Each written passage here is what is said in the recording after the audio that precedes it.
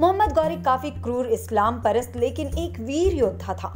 हर मुस्लिम आक्रमणकारी की तरह वो भी हिंदू स्त्रियों को फकत उपभोग की वस्तु समझता और जीते हुए राज्य की स्त्रियों का शील हरण करने और उसे सेक्स स्लेव बनाने में अपनी शान समझता था।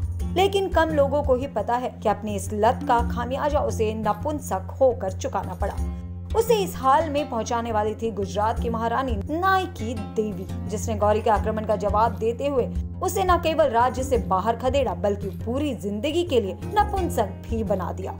मोहम्मद गौरी ने सुल्तान को जीतकर भारत में कदम रखा। उसका अगला निशाना गुजरात था, जिसकी समृद्धि और महारानी की सुंदरता के उसने काफी चर्चे सुन रखे थे। उन दिनों गुजरात में सोलंकी वंश की महारानी नायकी देवी का शासन था, जो भीमदेव सोलंकी की राजमाता थी। गौरी ने अपनी विशाल सेना के साथ गुजरात पर चढ़ाई कर दी। उसने नायकी देवी को संदेश भेजा कि वो आत्मसमर्पण कर दे और उसके हरम की शोभा बढ़ाए, वरना तबाही के लिए तैयार रहे। गौरी के इस आक्रमण से नायकी देवी घबरा जरूर गई, लेकिन उन्होंने हिम्मत नहीं हारी। उसने गौरी को संदेश भेजा कि वो आत्मसमर्पण करने को तैयार है, लेकिन इसके लिए उन्हें थोड़ा वक्त चाहिए।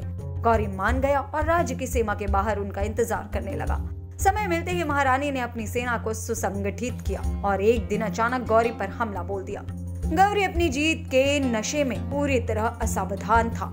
अचानक हुए इस आक्रमण से उसकी सेना बुरी तरह घबरा गई। रानी और उसकी सेना गौरी की सेना को गाजर मूली की तरह काटती हुई गौरी के शिविर की तरफ झपटी।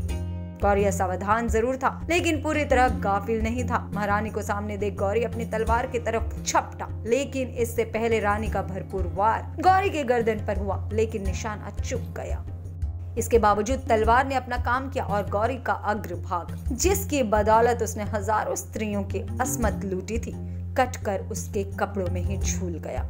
दर्द से बिलबिलाता गौरी सर पर पैर रखकर भागा। उसके सैनिक भी उसके पीछे हो लिए और सीधे मुल्तान जाकर रुके।